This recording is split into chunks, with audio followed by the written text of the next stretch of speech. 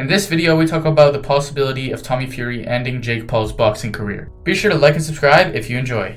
Jake Paul, who's having a fight with Tommy Fury. Yeah, Tommy Fury, brother of Tyson Fury, as we know. That fight is going to be interesting. I'm excited to see how it plays out.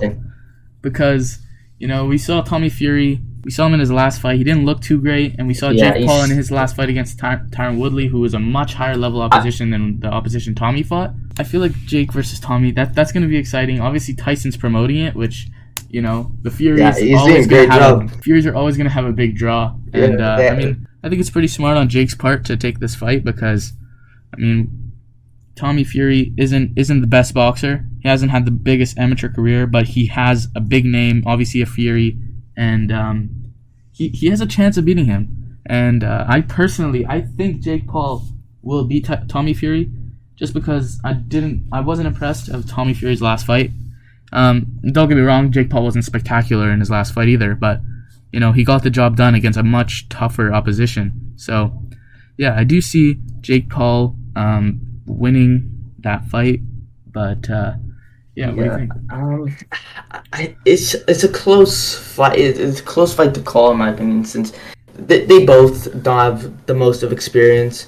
Yeah. Both of them not having obviously Tommy's been fighting his whole life, but not the biggest amateur background, and it's a tough fight for both of them because I feel as Jake Paul's fighting someone is finally his own size, and it's gonna be a tough fight for him. And I think if Jake can get past Tommy, it's gonna be a huge statement.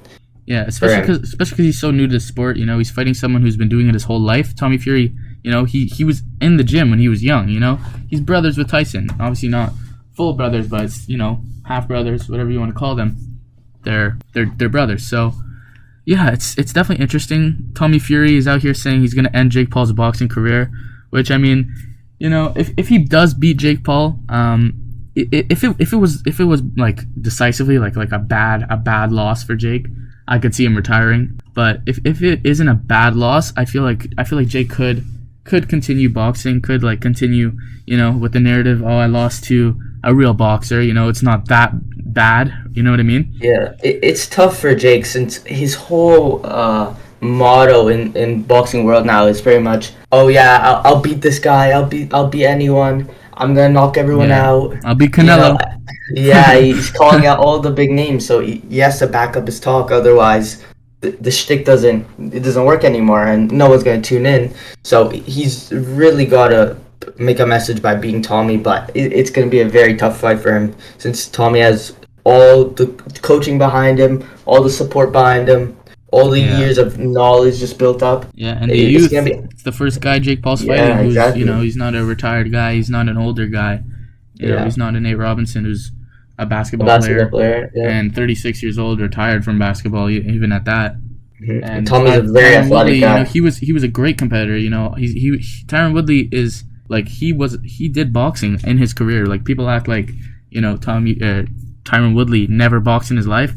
Absolute nonsense, because he had a boxing coach's MMA career. He did boxing. He did spar boxing. Obviously, it wasn't strictly boxing. It's not like, okay, we're gonna put you in these boxing rules, but you know, there's still, boxing is a part of mixed martial arts. You know, it is one of the arts. So definitely, and if Tommy wins, I don't see it being a KO. Also, probably with Jake as well, I see this one going to decision.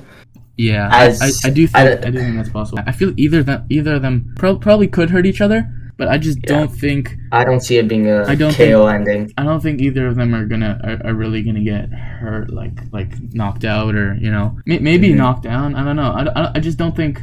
I don't think that Tommy Fury has, you know, the accuracy and, like, you know, the coordination to really land a flush shot on Jake Paul. You know, I'm not saying Jake Paul's not saying Jake Paul is. Sorry. No, I'm saying that's what we saw in Tommy's last fight. He didn't have the accuracy really to knock his opponent down. And then, to be fair, Jake Paul got rocked very badly. I definitely think that was a knockdown. Definitely. I'm not saying Jake Paul held him out. I'm not saying Jake Paul is like some great boxer, but you know, you're gonna have to be game to try to hit this guy. You know, he's not just gonna sit there around. You know, he's a guy who's moving around the ring. You know, he's doing circles around the ring. We saw that against Woodley. Woodley was hunting him down. You know, trying Jake to cut off the ring. Well, Jake was moving. You know, he doesn't necessarily have the best footwork. Obviously, his footwork is a bit. It's a bit. Yeah, it's a bit wonky, but like that's okay. You know, the level he's at, he's 4 fights in, and no amateur. He's very early in his career. I think people he puts on himself by talking all the shit he does. Yeah. But to be fair, it could be a bit easier on the guy since he's only been doing this for a few years now compared to all these other boxers who's been doing it a while. But obviously, Jake doesn't help his own case by just talking crap to everyone, no matter what level they are. To anybody, Gervonta Davis, Canelo Alvarez, Teofimo Lopez now, like Claressa Shields, like he'll go after anybody and anyone. This clip is taken from the Punch Plan podcast, which you can check out on screen now, or you can listen to it in the link in the description on Spotify. Also, we are posting tons of different things related to the podcast on all of our social medias, including TikTok, Instagram, and Twitter. Make sure to subscribe here and follow us there if you enjoyed.